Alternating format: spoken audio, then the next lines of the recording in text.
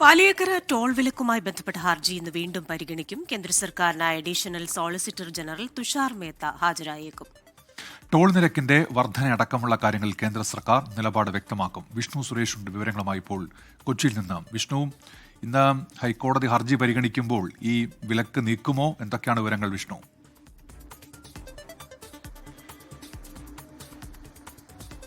ഉന്മേഷ്, എല്ലാവരും ആകാംക്ഷയോടെ കാത്തിരിക്കുന്നത് ഹൈക്കോടതി ഈ വിലക്ക് നീക്കുമോ ഇല്ലയോ എന്ന് അറിയുന്നതിന് വേണ്ടിയാണ്. ഏകദേശം 2.5 മാസത്തിലേക്ക് കടക്കുന്നു ഈ പാലിയേക്കരയിൽ ടോൾ വിലക്ക് ഏർപ്പെടുത്തിയിട്ട്. ഇടപ്പള്ളി മണ്ണുത്തി ദേശീയപാതയിലെ നവീകരണ പ്രവർത്തനങ്ങൾ ഇഴഞ്ഞു നീങ്ങുന്നുവെന്ന് ചൂണ്ടിക്കാട്ടി നൽകിയ ഹർജിയിലാണ് ഓഗസ്റ്റ് 6-ാം തീയതിയോടുകൂടി പാലിയേക്കര ടോളിൽ വിലക്ക് ഏർപ്പെടുത്തി ഹൈക്കോടതി ഉത്തരവ് പുറപ്പെടുവിച്ചത്. അതിന് പിന്നാലെ മോണിറ്ററിംഗ് കമ്മിറ്റിയെ നിയോഗിച്ചിരുന്നു. അവിടുത്തെ നിർമ്മാണ പ്രവർത്തനങ്ങൾ വിലയിരുത്തുന്നതിന് വേണ്ടി. കേന്ദ്ര സർക്കാരും അതോടൊപ്പം തന്നെ NHAയും ഒക്കെ കാര്യമായി അവിടെ നിർമ്മാണ പ്രവർത്തനങ്ങൾ നടക്കുന്നുണ്ട് എന്ന് കഴിഞ്ഞ തവണയൊക്കെ കോടതിയെ അറിയിച്ചെങ്കിലും മോണിറ്ററിംഗ് കമ്മിറ്റിയുടെ റിപ്പോർട്ട് അതിനെതിരെയായിരുന്നു. അവിടെ ഇപ്പോഴും ഗതാഗത കുരുക്കുണ്ട്, പലയിടങ്ങളിലും മണ്ണിടിച്ചിൽ പ്രശ്നങ്ങളുണ്ട്, നിർമ്മാണ പ്രവർത്തനങ്ങൾ മന്ദഗതിയിലാണ് പോകുന്നത് തുടങ്ങിയ വിശദീകരണങ്ങളാണ് മോണിറ്ററിംഗ് കമ്മിറ്റിയുടെ ഭാഗത്ത് വന്നത്. ആ റിപ്പോർട്ട് പരിഗണിച്ചാണ് വിലക്ക് നീക്കാൻ ഹൈക്കോടതി തയ്യാറാകാതിരുന്നത്. പക്ഷേ കഴിഞ്ഞ തവണ ഹർജി പരിഗണിച്ച ഘട്ടത്തിൽ ഇന്ന് ഈ വിലക്ക് നീക്കുന്നത് പരിഗണിക്കാം എന്ന് കോടതി പറഞ്ഞിരുന്നു. അപ്പോഴും ഒരു പ്രധാന പ്രശ്നമായി ഹൈക്കോടതി ചൂണ്ടിക്കാണിച്ചത് ഈ പ്രശ്നങ്ങളൊക്കെ നിലനിൽക്കുമ്പോഴും അവിടുത്തെ ടോൾ പിരിവിന്റെ നിരക്ക് നിലവിൽ ഈ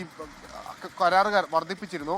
അതെന്തുകൊണ്ടാണ് ടോൾ നിരക്ക് വർദ്ധിപ്പിച്ചത് എന്ന് ഹൈക്കോടതി കേന്ദ്ര സർക്കാരിനോട് ചോദിച്ചു. അതിൽ നിലപാട് അറിയിക്കാൻ ആവശ്യപ്പെട്ടിട്ടുണ്ട്. ആ നിലപാട് ഇന്ന് കേന്ദ്ര സർക്കാർ അറിയിക്കും. ഒപ്പം ഈ 5 കിലോമീറ്റർ സ്ട്രെച്ചിലാണ് പ്രശ്നമുള്ളത്, അവിടെ എന്ത് ചെയ്യാനാകുമെന്നുള്ള കാര്യത്തിലും കേന്ദ്ര സർക്കാർ ഇന്ന് വ്യക്തത വരുത്തും. ആ വ്യക്തത തൃപ്തികരമാണെങ്കിൽ ഒരുപക്ഷെ വിലക്ക് നിൽക്കും. അതല്ല, മോണിറ്ററിംഗ് കമ്മിറ്റിയുടെ റിപ്പോർട്ടാണ് ഹൈക്കോടതി പരിഗണനയ്ക്ക് എടുക്കുന്നതെങ്കിൽ ഈ വിലക്ക് തുടരും എന്നാണ് ലഭ്യമാകുന്ന വിവരം.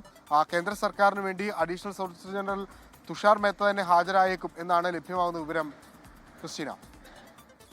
വിഷ്ണു സുരേഷാണ് കൊച്ചിയിൽ നിന്ന് വിശദാംശങ്ങളുമായി ചേർന്നത്.